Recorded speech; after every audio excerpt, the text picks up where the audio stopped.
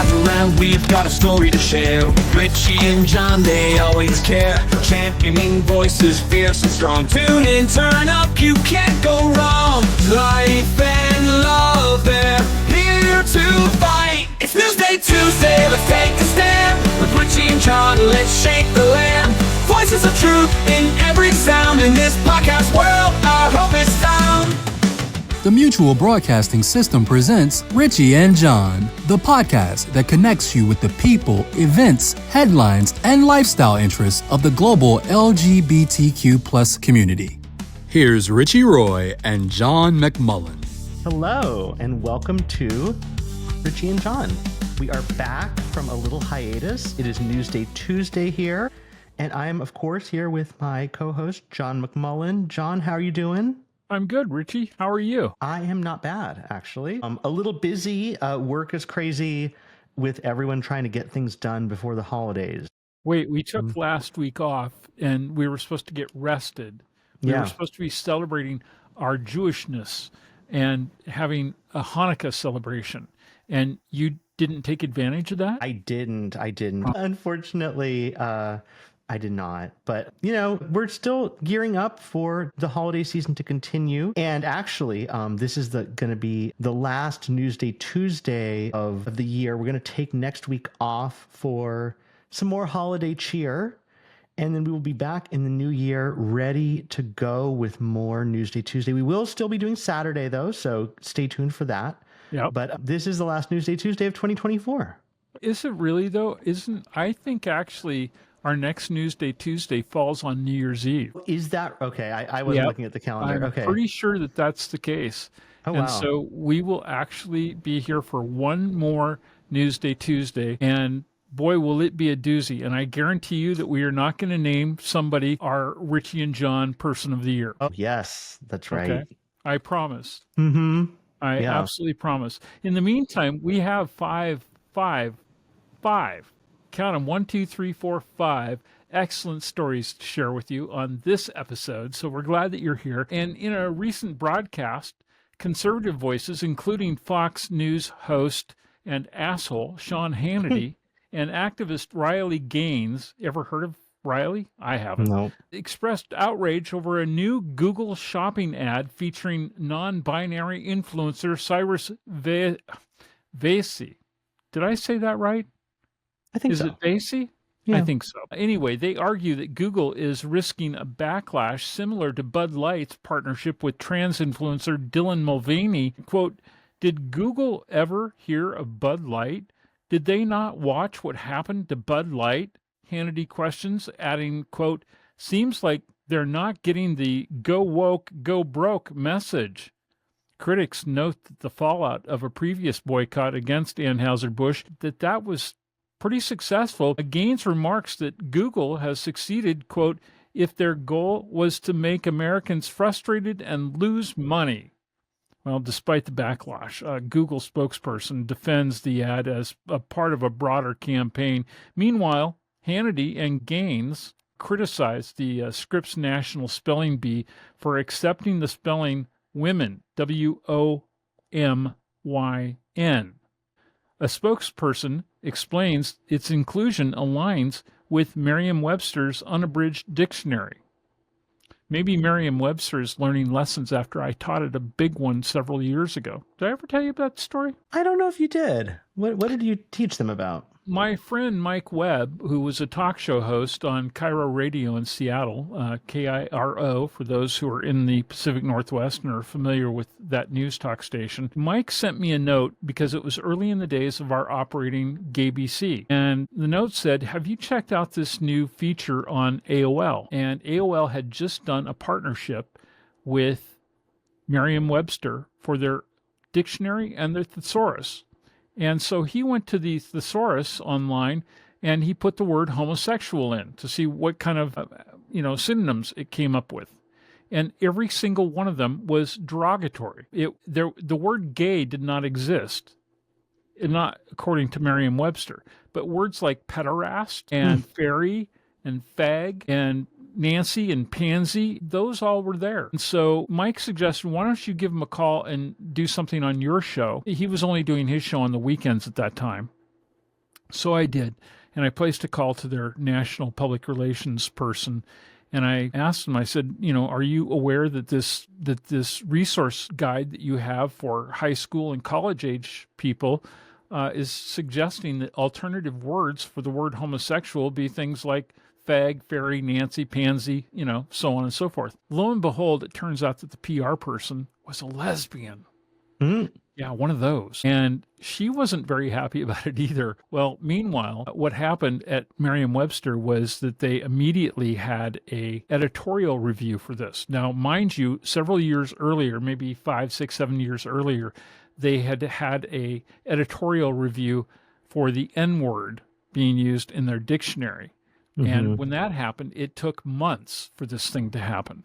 In our case, it took mere days, if not hours, because America Online, AOL, had decided after hearing about this, because of course we contacted them, you know me, I've got a big mouth. And so we contacted them and they decided to pull everything down offline until this matter was addressed. And a lot of people came after me thinking that I was like the word police. And that wasn't the case. I didn't even want them to take those things down. I simply wanted them to note that these are derogatory words that they're suggesting and that there should be some neutral words as well. Mm-hmm. And we ended up with a story about this in virtually every newspaper in the country and various radio and TV stations across the country because it made it to the Associated Press. And it was in Time Magazine and Newsweek and all that. And it was a pretty educational opportunity for a company that produces educational materials, resource guides like the dictionary and thesaurus. And what was even more interesting was that Random House, which puts out its own dictionary and thesaurus, had just done a whole section of their next edition that was getting ready to come out on sensitive language.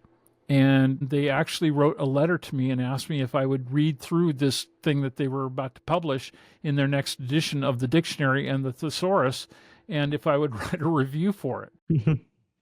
It was a stunning moment, to say the least. But, I'm all for them publishing alternative words that have become used in contemporary English usage. And I don't see anything wrong myself with the spelling of women, Womyn. Do you? No, I mean, this is it is this is not new. I mean, it is the classic kind of right-wing high dudgeon about something that's not controversial. It doesn't, like at the end of the day, like it's not harming anyone, to accept an alternative spelling of a word, which has a long history. Women with a Y has been around for decades, at this point. And I think that, this whole thing with Hannity and Gaines expressing outrage, I mean, they're trying to pull a Robbie Starbuck here. They're trying to gin up outrage over, some minor inclusion of a non-binary influencer in an ad campaign. I think this is, this is different also though than the Bud Light influencer thing, because Bud Light did not control that message at all. They kind of just sent out, a custom can, and then all hell broke loose. Right. This is more in line with kind of classic, sort of well thought out, comprehensive ad campaign, that features diverse, populations. So, I don't see Google backing down on this, which, good for them. I mean, I will say, it will be one of the few times that Google hasn't, dumped something that, in a heartbeat, because, my thoughts on Google and that with everything from Google Reader to Nest to Stadia to, you name it, Google has ditched it at some point. Google, was it Play, I think? Google various Podcasts. Google Podcasts. So, the fact that they're steadfast in standing behind this ad campaign is actually sort of anomalous for them, because they seem to like to just quit things at a moment's notice. Whatever. Hannity and Gaines, they're just trying to stir up a controversy. They're trying to make a moment, and it sounds like Google's not paying attention to it. And where did this Gaines guy come from anyway? I have no idea. I mean, where are these people coming? What what Play-Doh factory are they pumping out these activists in? Robbie Starbuck and Riley Gaines and these names that sound like they were made by a random word generator. I mean, whatever. Yeah, for sure. Well, what else is in the news this week? Yeah, so we talk a lot on the show about book bans, and kind of the flashpoint that is the library. You'd think that that the library is a kind of a sleepy place where you just go and pick out books and take them out for free, and you go and have a good time. Well, that is not libraries in 2024. They are front and center of the culture wars, and this is no different. In a heated decision, Warren County in Virginia, their board of supervisors voted 4-1 to take over Samuel's Public Library, responding to local community resistance to proposed book bans. Almost 100 residents attended the lengthy hearing, with a majority supporting the current library management. But Republican leaders decided on a new county-appointed board for library management, policies, and budget. Mind you, the library was honored as Virginia's 2024 Library of the Year and now faces potential disruption by June 2025. Supervisor Richard Jameson contends the move ensures fiscal responsibility, while the library seeks private funding to reduce county reliance. Community member Chip Stewart launched a petition opposing the board's decision, saying things were looking good for the library's future, but now the trouble is returning. Despite promises from Supervisor Jameson that no books would be banned, skepticism is high. Resident Mark Nelson criticized the board, stating, quote, "It's the library of the year. You guys tried to ban some gay books, got beat, and now this." I mean, a perfect summation, really, of what's happening here. Yeah. The community, libraries are a representation of their community. They're there for the community. They're a resource.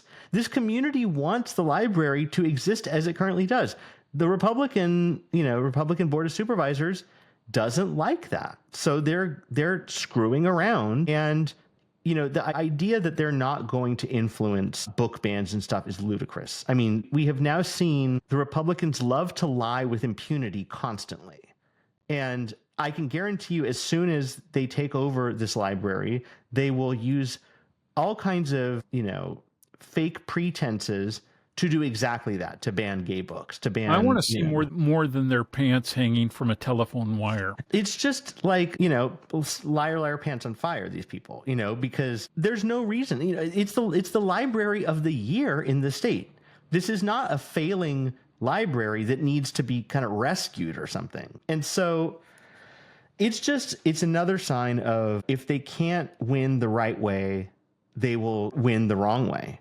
They'll win at any cost. At any cost, the community be damned. The community wants the library as it is, but these Republican assholes on the Board of Supervisors can't stand it. So again, we will continue to cover book bans on the show and this kind of meddling with library independence. And I'm sure we're going to see more of it, going forward, especially with, with people on the right feeling emboldened by the incoming administration. So, keep an eye out for that. And we're definitely going to make sure that we cover other situations where local libraries are under siege.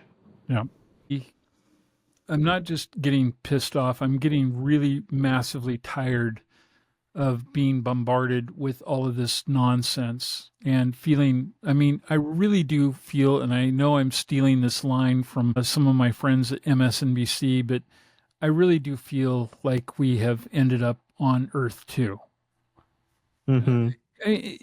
I could never have imagined this in 1970 or 80 or 90 or the year 2000, let alone a quarter of a century into the 2000s.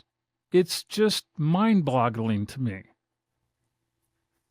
It's mind-boggling is the only really is the way to put it. It's as if this country is in many ways incapable of learning the most basic of lessons about anything. To what end? Honestly, to what end? Why would the majority care to be so ignorant? Mm-hmm. It's baffling. I do not Richie, I absolutely do not buy into virtually any sort of conspiracy theories. And yet, I also have a really hard time believing that there is such a huge number of people who do. I always like to think that, oh, it's like 1 or 2%, maybe, if even more than 1%. And then today, I'm in my vehicle and I'm listening to one of the news networks on satellite radio as I'm driving down the road. And the host of a program is talking about the percentages of people who believe in various conspiracy theories, from whether or not there was more than Lee Harvey Oswald involved in killing JFK, to whether or not man actually landed on the moon or that was fake, to whether or not there was a pizza parlor that, kids were, the story, and so on and so forth. And it's, whether or not Barack Obama was born in the United States or born a U.S. citizen. And oh my God, I have such a hard time embracing the fact that there are so many fucking stupid people on earth, especially in this country, because you get a real education in this country. The number of people who believe that vaccines actually make kids autistic, and here we are, we haven't really gotten into it because it's not per se a gay topic, but the fact that we have this guy, Robert F. Kennedy Jr., who his whole thing about vaccines is a bunch of horse shit too. And it is a gay topic because back in the day, and I actually don't know exactly when the date was, but the RFK Jr. has espoused a belief that AIDS was caused by poppers. Oh. I mean, this guy is truly an idiotic lunatic. I thought maybe you were going to tell me that being gay was the result of getting a measles shot or something. I mean, maybe he thinks that too. But the level of sort of know-nothing credulity is mind-boggling. Yeah. Unbelievable. But we have some good news. Okay. Maybe not in this country, but on this planet. In Japan, the Fukuoka High Court has ruled that the government's prohibition on same-sex marriage is unconstitutional, joining 2 other courts in this stance. Despite the significant ruling, the court supported a previous decision that denied financial compensation to 3 same-sex couples from Fukuoka and Kumamoto who sought reparations for rights violations. Judge Takeshi Okada stated that civil laws against same-sex marriage infringe upon Japan's constitution, noting that there is no longer any reason to not legally recognize marriage between same-sex couples. However, legal changes must come from Japan's legislature. One plaintiff, who's known as Kosuke, was visibly emotional during the ruling, while his partner Masahiro said, quote, "The judge understood our suffering and I felt very reassured." Although over 200 municipalities recognize same-sex partnerships in some form nationally, Japan offers no legal recognition or protection for LGBTQ plus couples. Advocates push for legal reforms amid shifting public opinion supporting marriage equality. So things are going in the right direction in Japan, which is pretty awesome. Boy, don't they know that they're going to get in trouble with Uncle Donald and Uncle JD? Oh, God. Next thing you know is there's going to be a Japanese version of Project 2025.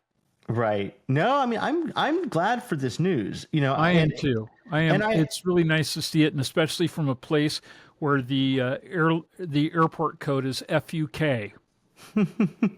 Yeah, no, it's great because, sometimes Japan is not known for being kind of out on the bleeding edge of sort of, social progressive culture. And it's great to see that there is kind of a slow incremental acceptance and sort of shift in perception towards same-sex, recognition, partnership recognition. So, we'll take our wins where we can get them at this point, I just heard Kitty in the background. I think you should go get her and bring her on TV. Or him. Yeah, Not yeah. her. That is the cats get locked out of the office during our recording sessions, and they are none too pleased about it. Well, I totally agree with you. And and if a place that is generally seen as being so socially reserved, maybe, and they can have these kinds of opinions coming out of legal scholars, then so too shall every place on earth. They need to get with the program. Yeah, And especially the United States of America, us. Yeah, for real. So we thought we'd sort of lighten the mood with that one, because we try to find some good stories every now and again. But, we have another story that is kind of on the Robbie Starbuck DEI kind of front. And before we go to that clown, I just want to go back to one point that you made in that story that we just talked about. Mm-hmm. That I think it's really amazing that there's over 200 municipalities that have taken this step forward and joined, the 21st century. Yeah. Yeah. No, it's impressive. It's really impressive. I want to move to Japan. I have other friends who've wanted to go there. I mean, I've never really wanted to go there before, but now I'm down with it because not only do I like Japanese food, it's just hard to find reasons to want to stay in the United States right now. Right. Yeah, I hear that. As you were saying. Yeah, so this story is kind of the march against DEI. We're going to see this is going to be sort of an onslaught, a continued onslaught in all kinds of fronts, from the boardroom to higher education to, these Robbie Starbuck campaigns. We're just going to see a constant sort of move away from diversity, equity, and inclusion, which again, they say DEI, they sneer DEI, the way they say it. What is more innocuous than diversity, equity, and inclusion? These are good things. These are things that we like. These are positive things. And the fact that it's been smeared as DEI is just so gross, and so anyway. Horror movie. Yeah. Sunday. So a federal appeals court in Louisiana has ruled against NASDAQ's diversity initiative, which was aimed at increasing the representation of women, racial minorities, and LGBTQ plus individuals on corporate boards. The Fifth Circuit in New Orleans has deemed the policy unconstitutional, indicating that the SEC should not have endorsed it, which they did. According to the court's statement, quote, "It is not unethical for a company to decline to disclose information about the racial, gender, and LGBTQ plus characteristics of its directors." Yes, it is. I kind of agree with you on that. I'm telling you, Rich, did you know you were in trouble when your dad used to say that? Richard, I am telling you that I am getting closer and closer to the belief that we the people, and I'm not saying we the gay people, I'm saying we the people who actually have brains and believe in freedom and equality. And there goes those bubbles again with the thumbs up. But seriously, I am all for the idea that we need to have our own version of the Star Chamber and start dealing with these morons who are doing these things and creating a world that is not reflective of our society in the majority. Because I do believe that the majority of people believe that there should be more freedom and more respect and more honesty than not. That if we continue to go down this road, those people who hide or wrap themselves in some sort of faux Christianity are actually, if they really truly believe in their maker, I think that they're in for a big, bad, evil surprise when they get to Judgment Day. And I'm worried for them. Yeah. I mean, the thing is, about this story is the NASDAQ was trying to do the right thing here, which is to increase increase diversity broadly, And here's the thing is that things are going in the wrong direction. I read a story today, actually, that kind of ties into this because, NASDAQ sees that the boards of these companies that are traded on, the NASDAQ exchange are not reflective of the demographics of this country, whether racially or in terms of gender or in terms of sexual orientation or however. it's not reflective. Meanwhile, all the new Republican House committee chairs will be straight, cis, white men. Yep. Men. I saw that story. Not only just white, straight, cis people, men. Like, this is insane. Yep. And so, you know, just these two stories together, it's just like there. Wasn't that written by the Heritage Foundation in Project 2025? Isn't that like expected? I guess so. I mean, right. It's like, you know, this Handmaid's Tale where, of course, no women should be committee chairs in the House. They probably shouldn't even be in the House. Well, they should be in the home, not the House. But keep them baking in the oven. Right. So, you know, NASDAQ's proposal would have impacted nearly 3,000 listed companies, requiring them to include diverse members on their boards and disclose demographic details. While NASDAQ supports this initiative, they announced that they do not plan to appeal the decision, stating, quote, "We respect the court's decision and do not intend to seek further review." This ruling is part of a broader trend challenging corporate diversity efforts. And, you know, this kind of all is in some ways following on from a Supreme Court ruling recently against affirmative action in college admissions. So we're just seeing, again, the kind of, you know, the zombie-like rise of these ancient, creaky, straight white men who are trying, you know, in their last gasp to reconfigure every possible aspect of America to just be for them. And people who want to be straight white men, like the very black, very old, very conservative, very corrupt vacation taker, our friend Clarence. I think he has a specially treated mirror at home that he brushes his teeth in and combs his hair in the morning. Wait, does he have any hair? I don't think he has much hair. I think he has like a little ring of hair left. Yeah, maybe a little ring. Yeah, the old Caesar's wreath.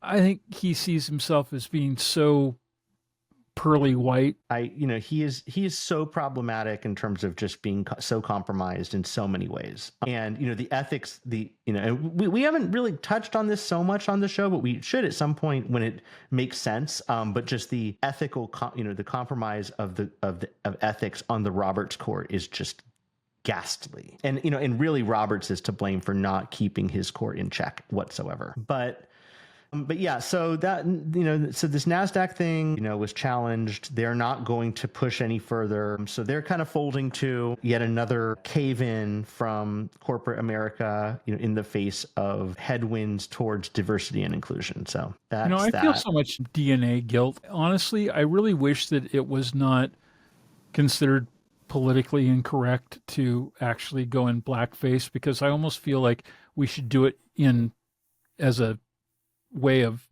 standing in support of our friends who are people of color. I don't mean it in any disrespectful way, but frankly, I am sick and tired of being seen as a white man and part of that problem. Yeah, I mean, I think solidarity is, I mean, we've talked about it before, solidarity and sort of, you know, the intersectionality of the queer movement with, you know, with things like Black Lives Matter and with sort of inclusion as a general sort of principle is important. And, you know, you're right. Like, I think it is sort of incumbent upon everyone to kind of be like, no, this is not, you know, if you're like a cis white man, you know, to kind of make it clear that like you're not on board with this agenda, that it does not speak for you.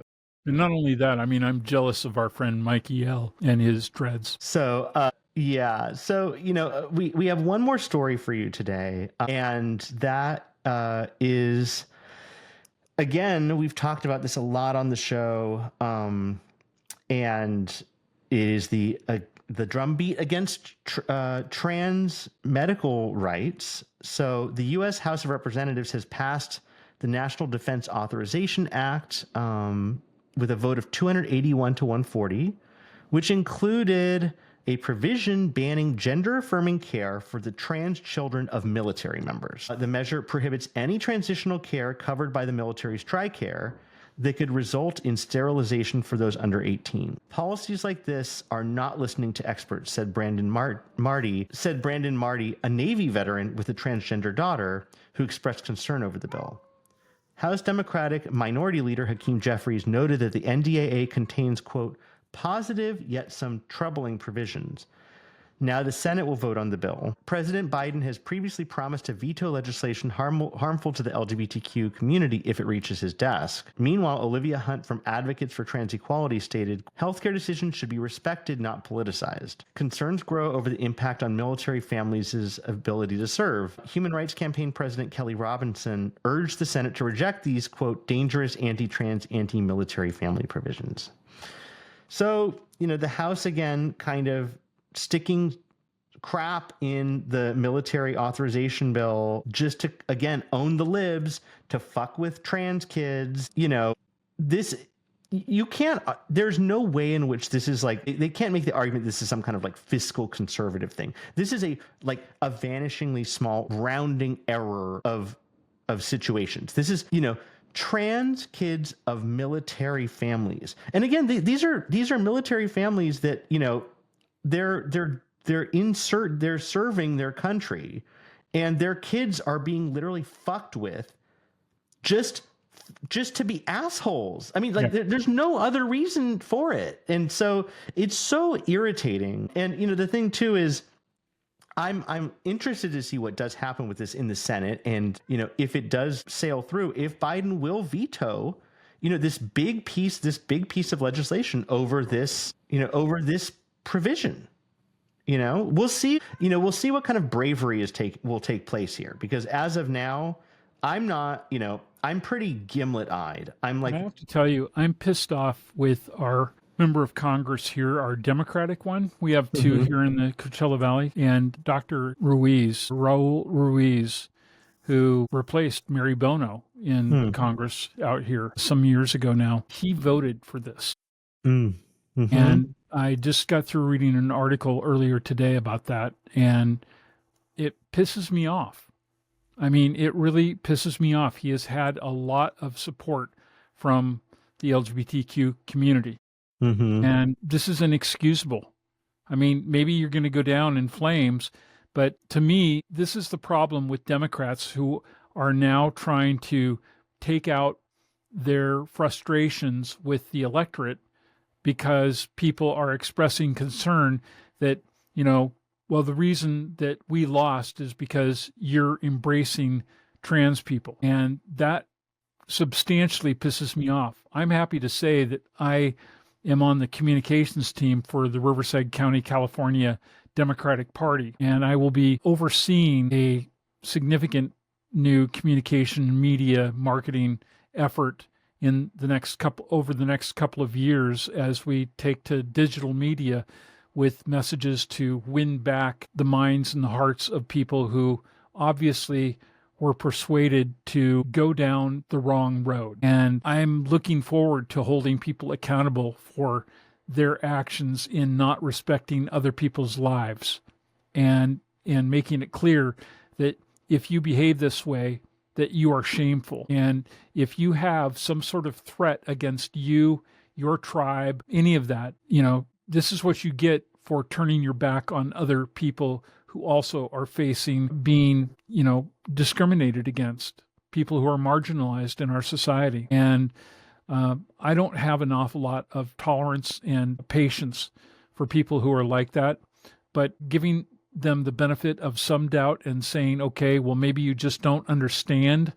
We're going to make sure you do before the midterm elections. And God help you if you don't step up and do your thing when it comes our next opportunity to correct these problems. Yeah, I think accountability is super important. To the extent people are still capable of feeling shame and accountability. I mean, it's a big, the right, it's a problem on the right. The right, in this kind of Trumpified world, there's absolute, impunity, sneering, just a sneering attitude that there's no shame. There's literally no shame. Right.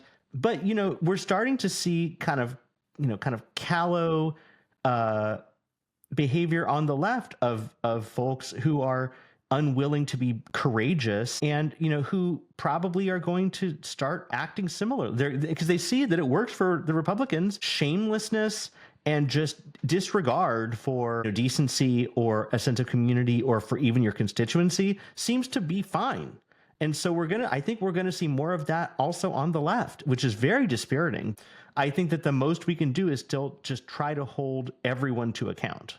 Yeah, that's what we have to do. I mean, and some people just don't have the stomach for it anymore because they're just flat out tired of it. Yeah. And that's kind of what the right is hoping. Mm-hmm. They want us to just be tired of it and to roll over and to let them have their way and do whatever they want and, benefit however it benefits them. And, anybody that they can paint as the boogeyman to increase their own personal wealth or power, control over things, that's what they're going to do. So, well, I hope next week we have a nice Christmas to take a good long breath of fresh air and come back at this as we start out a new year and hit it right. But, it's only going to be a few weeks after we come back in terms of doing these Newsday Tuesdays before it's going to turn into a total shit show again. And man, I remember what it was like in January of 2017, anticipating what was coming. And we weren't let down, not one bit. We knew what was going to happen, and it did.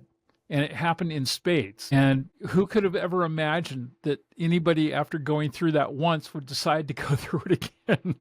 Yeah, we're here for you. Yeah, and we do have a way for you to reach out to us. If you want to write to us, you can send Richie and I a message by writing to info@richieandjohn.com. That's info@RICHIEANDJOHN.com. You can also call us, Richie. How can they do that? Yeah, you can call us at 878-768-8825. And one of the best ways to reach us is just go to our website, richieandjohn.com. There's a form there where you can contact us directly. There's all kinds of stuff on there. You can watch the show there. You can, that's really your go-to. But you can call us. And by the way, I would love to hear from our listeners through our feedback form, because you know that 90% of the mail that I get through that form is from people in Russia. Really? And they write in Cyrillic language. And I think that they're bots. Yeah. So please let me feel something other than the love of a Russian bot. I'd love that. Make that your New Year's resolution for 2025, please. So reach out to us, and let people know if you like the podcast. Tell your friends, leave a review on your podcast app of choice. Check out our YouTube video version if you've been listening on audio, just to see what we look like on camera. I apologize in advance for anyone who is watching the video version. Yeah, so keep up with us. We will be here on Saturday. We'll take a little break, and then we will be back with more Newsday Tuesday. Absolutely. And by the way, there's one more thing I'd like to mention to you. If you love Richie or me as much as you should, you can write to each of us and ask us for our Amazon wish lists and send us holiday gifts. So we'd love that. And I'm just teasing, but we would love to hear from you, and that would be a gift enough. And so would that 5-star review on your favorite app that you're listening or watching us on. So until we get together again on Saturday for our pre-Christmas edition, we wish you the very best, and stay safe and sane, and don't get mauled by some crazy shopper who just has to have that last minute deal at Walmart and is willing to break your leg to get to it. Okay? Yep. That's my advice. Good. Yep. Okay. Talk to you later.